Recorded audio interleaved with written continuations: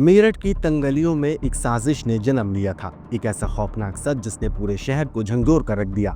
एक बंद मकान, एक रहस्यमय ताला और अंदर सील किया हुआ ड्रम के अंदर छिपी थी एक ऐसी सच्चाई जिसे सुनकर हर कोई सहम गया। ये कहानी है सौरभ की, एक आम आदमी जिसकी जिंदगी में एक ऐसा मोड़ आया जिसकी उसने कभी कल्पना भी नहीं की थी। 3 मार्च की वो रात का सौरभ अपने ही घर में मौत की साजिश का शिकार बन चुका था। उसकी अपनी पत्नी मुस्कान ने अपने प्रेमी साहिल के साथ मिलकर उसके अंत की पटकथा लिख दी थी। खून से लथपथ फर्श, 4 टुकड़ों में बटी एक लाश और एक खौफनाक दाग। इसे अंजाम देने के लिए कोई कसर नहीं छोड़ी गई।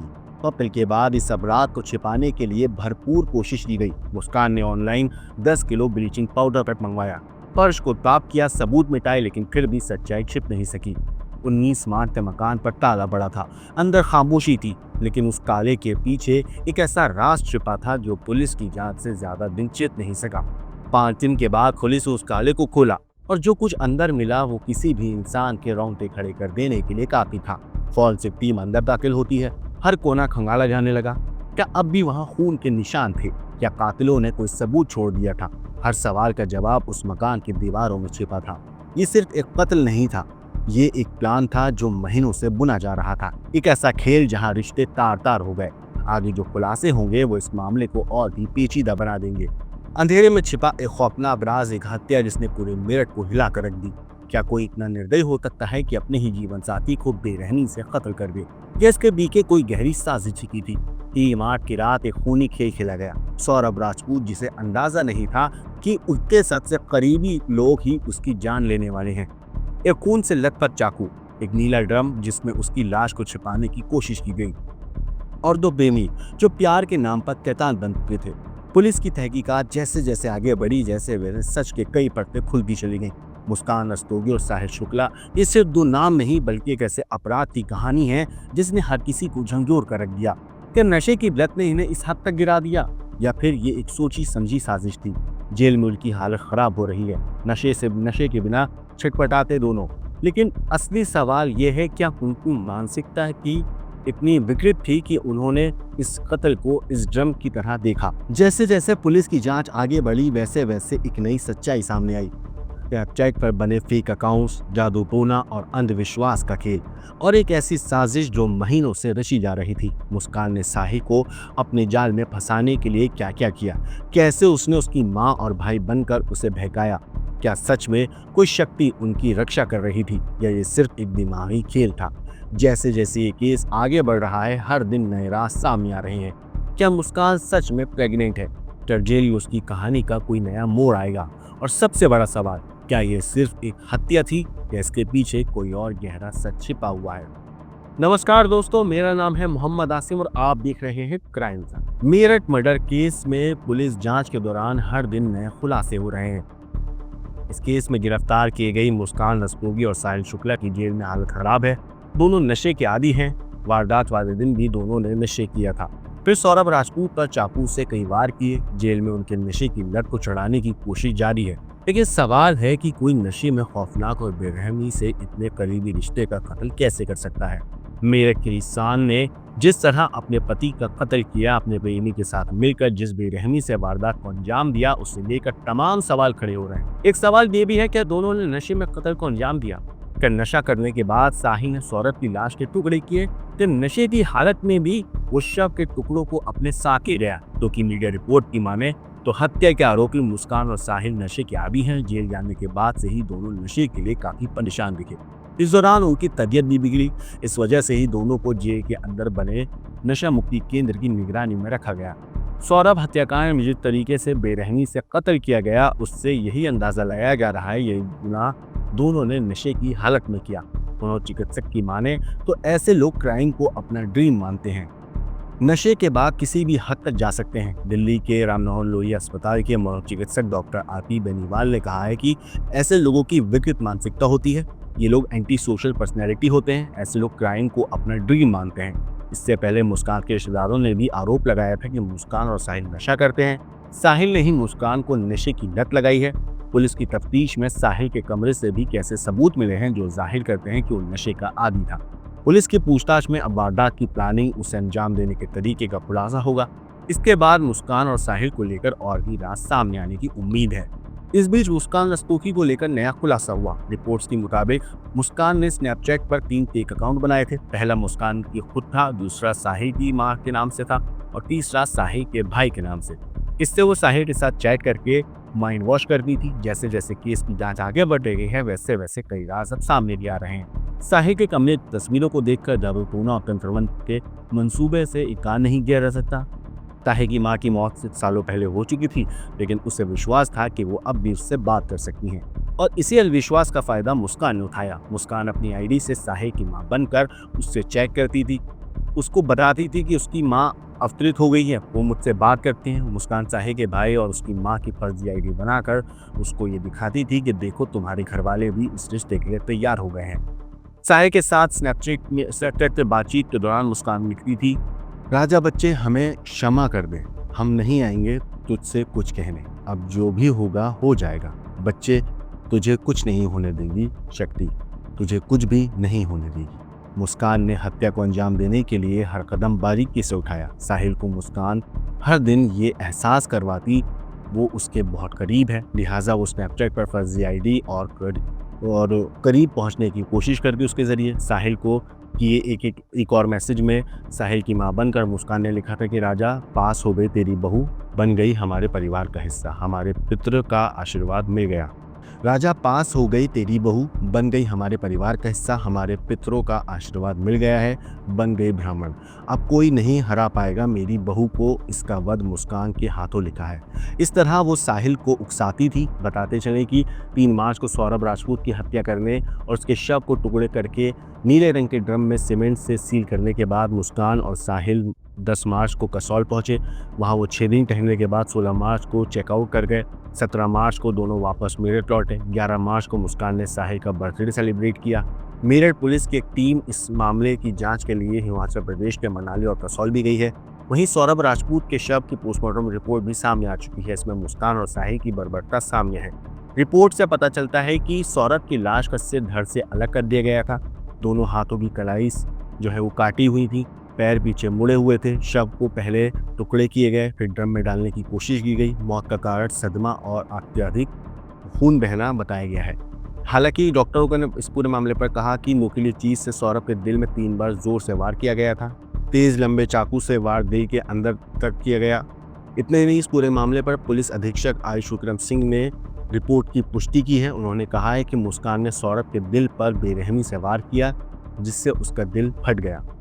उसकी गर्दन और दोनों हथेलियां कट गई थी। ड्रम में फिट करने के लिए शव को 4 टुकड़ों में काटा गया। पोस्टमार्टम टीम के एक सदस्य ने यह भी कहा, रिपोर्ट के मुताबिक कि शव को ड्रम में डाला गया और सीमेंट से भर दिया गया। सीमेंट में शव जम गया है, हवा की कमी के कारण सड़ नहीं पाया।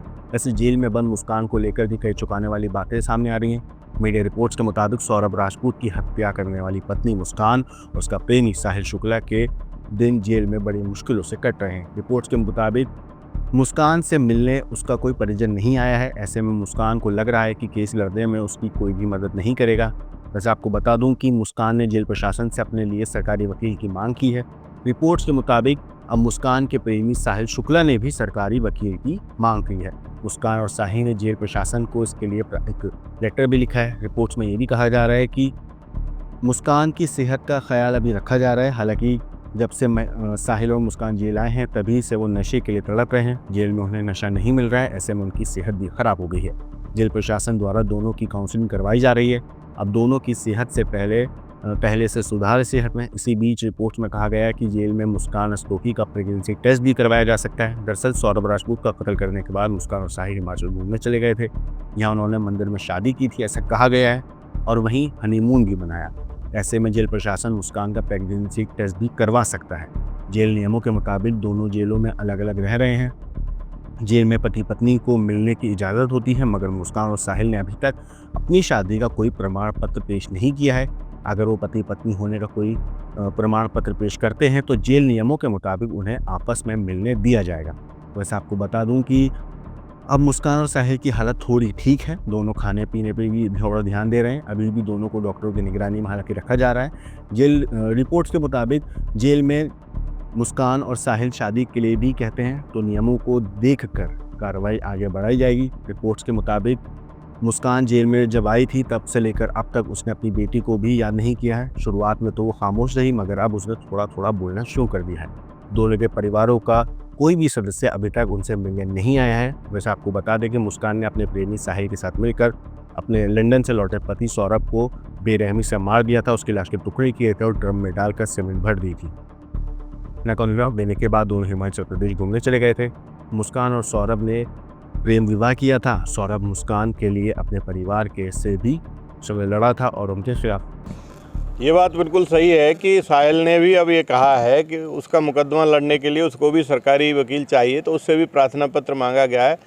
आज ये दोनों प्रार्थना पत्र हम माननीय न्यायालय को सरकारी वकील के लिए दे देंगे, क्योंकि बंदी का ये अधिकार होता है, यदि उसके पास निजी अधिवक्ता नहीं है तो सरकारी वकील चाहिए। दोनों ने चूँकि सरकारी वकील के लिए अनुरोध किया है, तो दोनों को सरकारी वकील दिलाए जाने की प्रक्रिया चल रही है। अच्छा सर, बात की आ रही थी प्रेगनेंसी टेस्ट की मुस्कान के, तो बताया जा रहा है एक टेस्ट हो गया और उसके बाद में क्या अगला टेस्ट भी होगा या नहीं हुआ अभी, क्या उसमें क्या अपडेट है?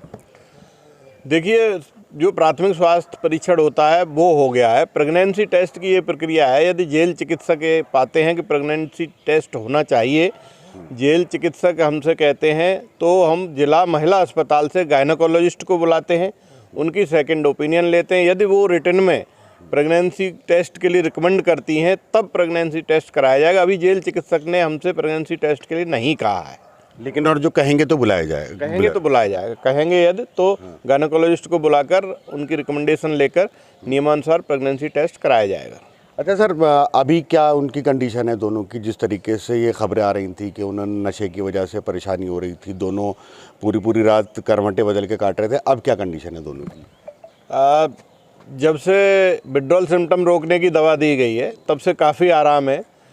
प्रारंभ में किसी से बात नहीं कर रहे थे, धीरे धीरे स्टाफ से और बंदियों से बात करना शुरू किया है।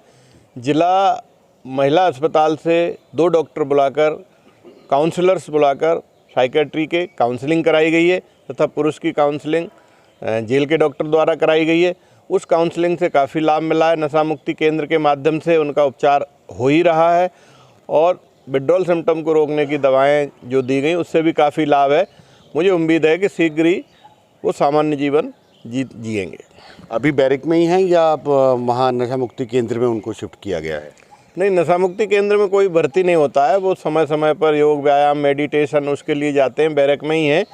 और सबसे बड़ी बात यह है कि बैरक में ये प्रयास किया गया है कि बंदी उनसे इस केस के बारे में कम से कम पूछताछ करें या न करें, ताकि बार बार उनकी काउंसलिंग जो हो रही है उसमें बाधा न पड़े। कितने दिन में सर काउंसलिंग होती है? मतलब एक हफ्ते में होती है या एक हफ्ते में 2 बार होती है? बाहर के डॉक्टर हफ्ते में 1 बार करते हैं तथा जेल के डॉक्टर नियमित रूप से पर डे काउंसलिंग कर रहे हैं। सर, ये बात आ रही थी कि ये दोनों साथ रहना चाहते थे, क्या ऐसा भी पॉसिबल है कि साथ रहने मतलब मांग थी उनकी, क्या ऐसा भी है? नहीं, प्रारंभ में जब कोई भी बंदी आता है तो जो पहले से साथ रहे होते हैं उनको पता नहीं होता कि जेल की क्या प्रक्रिया है, तो उन्होंने पास और साथ रहने की मांग की थी। लेकिन जेल में महिला बैरक और पुरुष बैरक का कोई आपस में संबंध ही नहीं, बिल्कुल कॉन्टेक्ट ही नहीं, अलग है, लगभग आधा किलोमीटर का अंतर होता है। तो उसकी वजह से उनको समझा दिया गया कि जेल में ऐसा संभव नहीं है कि साथ रह सकें, इसलिए तब से दोनों अपनी अपनी बैरकों में अलग अलग रह रहे हैं। सर, पति पत्नी के लिए बताया जाता है कि एक साथ मिलाई हो सकती है क्या? और बात इनकी करें तो अभी तक इन्होंने कोई ऐसे साक्ष्य दिए हैं जिससे ये मियाँ बीवी साबित हों, या ये आगे की प्लानिंग ऐसा करें कि भाई ये मियाँ बीवी बन जाएं और आपसे कहें कि हाँ हम अब मिलना चाहते हैं, तो क्या ऐसा भी पॉसिबल है कि जेल में इनकी विवाह हो जाए? देखिए, जेल मैनुअल के अनुसार जेल के अंदर केवल तभी मुलाकात हो सकती है या तो वो रक्त से संबंधित हैं, जैसे बाप बेटी, माँ बेटा या पति पत्नी के रिश्ते से संबंधित है। ऐसा कोई साक्ष्य इन्होंने अभी तक नहीं दिया है कि इन लोगों की शादी हुई हो। यदि ऐसा कोई साक्ष्य जो कि विधिक रूप से मान्य हो आता है तो उत्तर प्रदेश जेल मैनुअल के अनुसार कार्रवाई की जाएगी। उसमें क्या कंडीशन है सर? जैसे मियाँ बीवी और जो साबित कोई हो जाता है तो उनको कितने दिन में मिलने दिया जाता है? यदि पति पत्नी का वो साक्ष्य देते हैं और जो साक्ष्य विधिक है तो उत्तर प्रदेश जेल मैनुअल के अनुसार हम प्रत्येक 15 दिन पे एक बार उनकी मुलाकात कराते हैं। अब मैंने ये खबर भी देखी, कई जगह आई है कि जेल में ही शादी होगी और जेल सुपरिटेंडेंट शायद इसका प्रयास कर लें। नहीं नहीं, ये हमारा काम नहीं। उत्तर प्रदेश जेल मैनुअल हमें इस काम के लिए अलाउ नहीं करता। उत्तर प्रदेश जेल मैनुअल के अनुसार हमें केवल सुरक्षा का ध्यान रखना है, चिकित्सा का ध्यान रखना है। जब माननीय न्यायालय कहेगा तब हम उनको माननीय न्यायालय में पेश करेंगे। ये हमारा काम है, उसको हम पूर्ण रूप से मुस्तैदी के साथ कर रहे हैं। सर, क्या वो और जो एप्लीकेशन देते हैं शादी की जैसे और वो देते हैं, तो क्या उसमें उसमें क्या रूल है? नहीं, उसमें विधिक राय ली जाएगी। यदि ऐसा कोई प्रार्थना पत्र आता है तो उसमें विधिक राय ली जाएगी। अभी तक ऐसा कोई प्रार्थना पत्र नहीं आया है। फिलहाल इस पूरी स्टोरी में अभी तक यही अपडेट है। स्किप टू डू अपडेट आई वो तो हम आपको जरूर बताएंगे, लेकिन पूरी केस के ऊपर आपकी राय है जो भी कहना है हमें कमेंट करके जरूर बताइएगा। बाकी देश और दुनिया की क्रांति की खबरों के लिए देखते रहिए क्रांति तक।